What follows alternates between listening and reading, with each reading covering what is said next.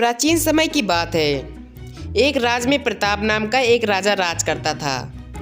वह अपने साहस, न्यायप्रियता और करुणा के लिए प्रसिद्ध था, लेकिन उसके जीवन में प्रेम का कोई स्थान नहीं था। एक दिन राजा अपने सैनिकों के साथ जंगल में शिकार पर निकला। अचानक घने जंगल के बीच में गुजरते हुए उसने एक झील के किनारे एक सुंदर लड़की को देखा। वह बिल्कुल अलग तरह के पोशाक पहनी हुई थी, चमकदार कपड़े और ऊंची एड़ी वाली सैंडल, और उसके बाल अनोखे ढंग के कटे हुए थे। राजा ने पहले कभी ऐसी लड़की नहीं देखी थी। फिर राजा ने उस लड़की के पास जाकर पूछा, तुम कौन हो और इस जंगल में अकेली क्या कर रही हो?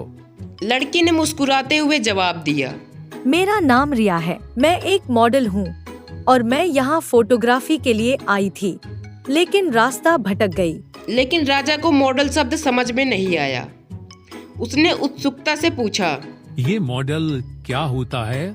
राजा की बात सुनकर रिया हंस पड़ी और बोली, मैं अपने कपड़े और सुंदरता से लोगों की प्रभावित करती हूँ और मुझे फैशन करना अच्छा लगता है। राजा उसकी बातों से मंत्रमुग्ध हो गया। उसने पहले कभी ऐसी दुनिया के बारे में नहीं सुना था। उसने रिया की मदद करने का फैसला किया और उसे अपने महल में आमंत्रित किया। रिया कुछ दिनों के लिए महल में ठहरी और वहाँ के रीति रिवाजों से परिचित हुई। दूसरी ओर राजा भी उसके जीवन शैली के बारे में सीखने लगा। महल में रिया की मौजूदगी से सब कुछ बदलने लगा। राज्य की महिलाएं भी फैशन से आत्मनिर्भरता के बारे में जानने लगी।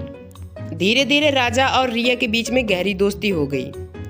राजा को एहसास हुआ कि सुंदरता केवल बाहरी नहीं होती है, बल्कि आत्मविश्वास और सपनों से पूरा करने की चाह भी असली सुंदरता होती है। और धीरे धीरे रिया को भी राजा से प्यार हो गया और उसने राजा से कहा, मुझे तुम्हारी दुनिया पसंद आने लगी है। जहाँ सच्चे दिल के इंसान हो, वो दुनिया किसको नहीं पसंद आएगी। कुछ महीने बाद राजा और रिया ने शादी कर ली।